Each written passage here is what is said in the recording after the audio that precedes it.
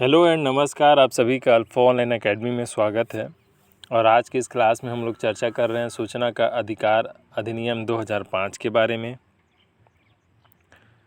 वैश्विक स्तर पर इसकी जो शुरुआत हुई थी वर्ष 1948 में संयुक्त राष्ट्र महासभा द्वारा universal declaration of human rights के अपनाने के बाद हुआ था। जब संयुक्त राष्ट्र महासभा द्वारा वर्ष 1948 में universal declaration of human rights की घोषणा की गई थी, उसके माध्यम से आम नागरिकों को सूचना प्राप्ति का अधिकार प्राप्त हुआ। उससे पहले वर्ष 1923 में जब ब्रिटिश क्राउन का आपका शासन था भारत में, उस समय आपका 1923 में शासकीय गोपनीयता अधिनियम लाया गया था। इस अधिनियम के माध्यम से जो बहुत कुछ जो जानकारी रहती थी वह सामान्य जन से छिपाकर रखी जाती थी। पारदर्शिता बनाए रखने के लिए किसी भी कार्यों में एवं अधिकारियों की जवाबदेही सुनिश्चित करने के लिए सूचना का अधिकार अधिनियम 2005 पारित कराया गया। सूचना के अधिकार से संबंधित विधेयक लोकसभा में 11 मई को पास हुआ और राज्यसभा में 12 मई को पास हुआ, जिस पर तत्कालीन राष्ट्रपति के हस्ताक्षर 15 जून 2005 को हुए और इस अधिनियम को 12 अक्टूबर 2005 को पूरे देश में लागू किया गया। सूचना का अधिकार अधिनियम 2005 में 6 अध्याय, 31 धाराएं तथा 2 अनुसूचियां हैं। धारा 1 संक्षिप्त नाम, विस्तार और प्रारंभ के बारे में है। धारा 2 में सूचना का अधिकार अधिनियम से संबंधित परिभाषा है। धारा 3 सूचना का अधिकार है। सूचना अभिप्राप्त करने के लिए अनुरोध का वर्णन धारा 6 में मिलता है। अनुरोध का निपटारा किस प्रकार से किया जाएगा, कितने दिनों के भीतर किया जाएगा, इसका उल्लेख धारा 7 में मिलता है। कुछ प्रकार की जो सूचनाएं हैं वो शासकीय कार्यालयों से प्राप्त नहीं की जा सकती, तो वे कौन कौन से कार्यालय हैं जिसको आप सामान्य नागरिक को जिसकी सूचना प्रदान नहीं की जा सकती, उसका जो वर्णन है धारा 8 में मिलता है। इसके अलावा कुछ और मामले हैं जिस पर सामान्य नागरिक को सूचना प्राप्ति का अधिकार नहीं है, तो वे कौन कौन से विभाग हैं, धारा 9 में उसका जिक्र मिलता है। धारा 11 पर व्यक्ति सूचना का वर्णन करता है। धारा 12 केंद्रीय सूचना आयोग का वर्णन करता है। केंद्रीय सूचना आयोग के जो मुख्य सूचना आयुक्त हैं तथा जो अन्य सूचना आयुक्त हैं होते हैं, उनकी पदावधि क्या होगी, उनकी सेवा शर्तें क्या होगी, इसका वर्णन धारा 13 में मिलता है तथा उनको किस प्रकार से उनके पद से हटाया जा सकता है, इसका वर्णन धारा 14 में मिलता है। धारा 15 में आपका राज्य सूचना आयोग के गठन का प्रावधान है। राज्य सूचना आयोग के जो मुख्य सूचना आयुक्त होंगे या अन्य सूचना आयुक्त होंगे, उनका कार्यकाल कितना होगा, उनकी सेवा और शर्तें क्या होगी, इसका वर्णन धारा 16 में मिलता है।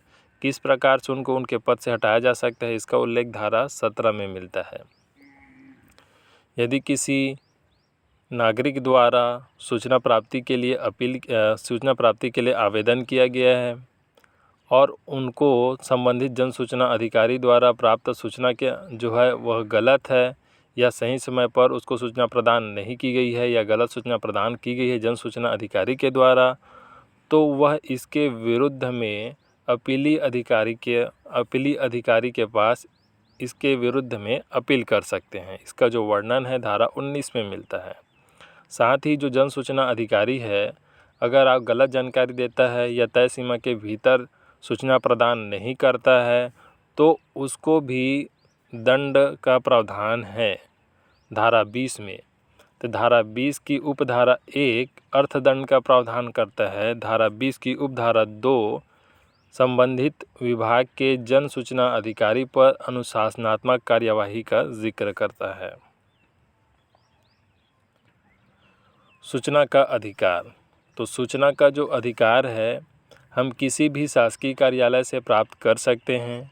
इसके अतिरिक्त जो NGOs हैं या आपका निजी कंपनी है उनसे भी सूचना प्राप्त कर सकते हैं, बशर्ते वह जो NGO है या निजी कंपनी है वह राज्य पोषित होना चाहिए।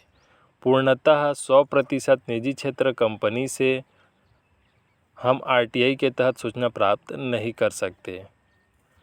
तो प्रत्येक कार्यालय में जो कार्यालय प्रमुख होता है वही जन सूचना अधिकारी होता है। यदि किसी व्यक्ति को किसी कार्यालय से आपका सूचना प्राप्त करनी हो तो 10 रुपये का आवेदन शुल्क जन सूचना अधिकारी के पास जमा कर सकता है। इसके बदले में उसको 10 रुपये की रसीद भी मिलेगी, या 10 रुपये का पोस्टल स्टाम्प लगाकर स्पीड पोस्ट के माध्यम से भी सूचना प्राप्ति के लिए आवेदन कर सकता है, या ईमेल के माध्यम से भी सूचना प्राप्ति के लिए आवेदन कर सकता है।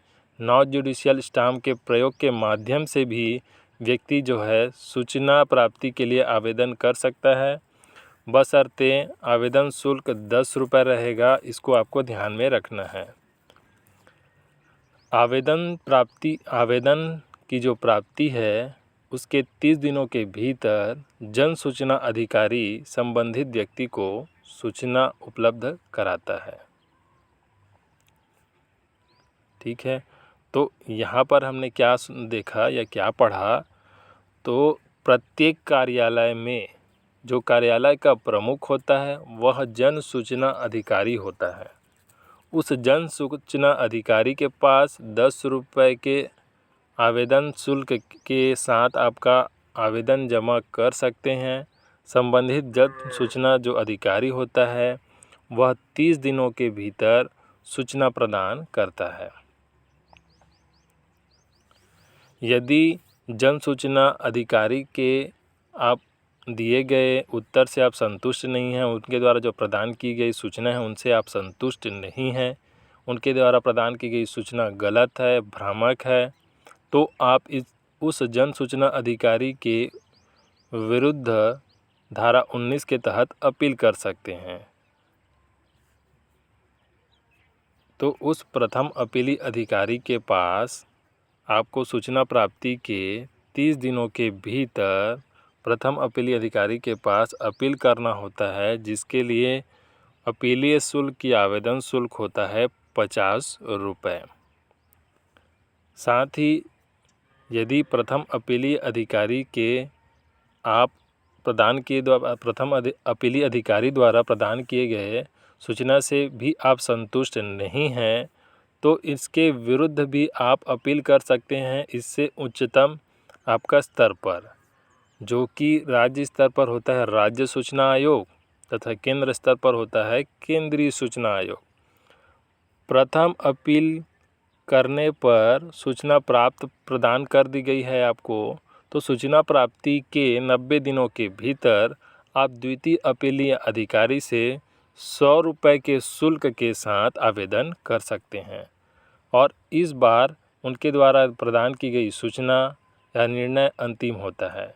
साथ ही आपका यदि कोई जन सूचना जो अधिकारी होता है आपको सूचना प्रदान नहीं करता है, या गलत सूचना प्रदान करता है, या भ्रामक सूचनाएं प्रदान करता है, तो धारा 20 के तहत उन्हें दंड का प्रावधान है, जिसमें से धारा 20 की उपधारा 1 में उनको अर्थदंड का प्रावधान है, जबकि धारा 20 की उपधारा 2 में आपका उनके ऊपर अनुशासनात्मक कार्यवाही का प्रावधान है। तो धारा 20(1) में 250 रुपये प्रतिदिन के हिसाब से अधिकतम 25,000 रुपये का अर्थदंड का प्रावधान है संबंधित जन सूचना अधिकारी पर। धारा 20 के उपधारा 2 के तहत जन सूचना अधिकारी के विरुद्ध अनुशासनात्मक कार्यवाही किए जाने का भी प्रावधान है। अभी जैसे कि हमने देखा कि सूचना का अधिकार तो निचले स्तर पर होता है। सबसे किसी भी आपका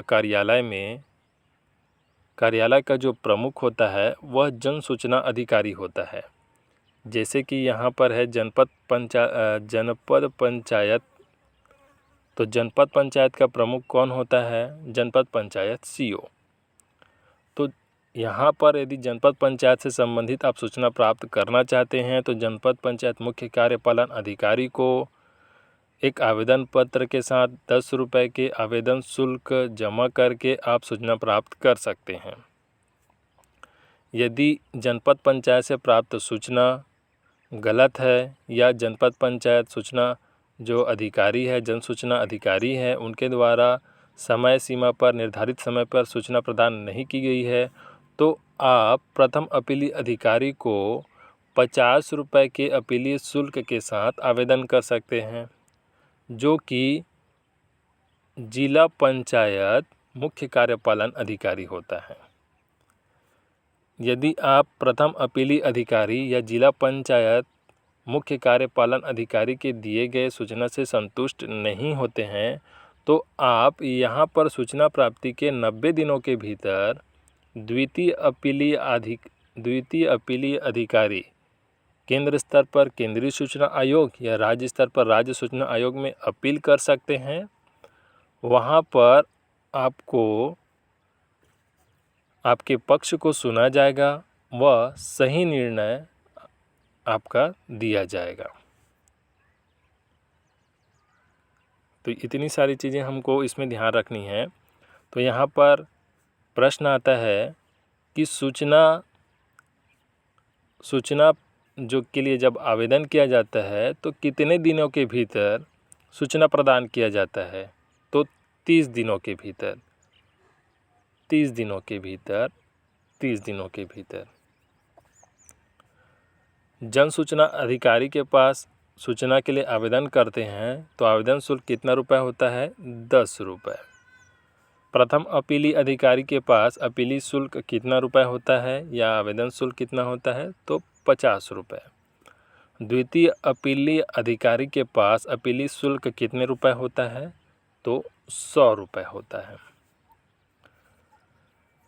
कितने दिनों के भीतर आपको जन सूचना अधिकारी सूचना प्रदान करता है? 30 दिनों के भीतर। जन सूचना अधिकारी द्वारा प्रदान की गई सूचना से संतुष्ट नहीं होने पर 30 दिनों के भीतर आपको प्रथम अपीलीय अधिकारी को अपीलीय शुल्क के साथ अपील करना रहता है। यदि आप प्रथम अपीलीय अधिकारी द्वारा प्रदान किए गए सूचना से भी संतुष्ट नहीं हैं तो प्राप्त सूचना के 90 दिनों के भीतर द्वितीय अपीलीय अधिकारी को अपीलीय शुल्क के साथ अपील कर सकते हैं।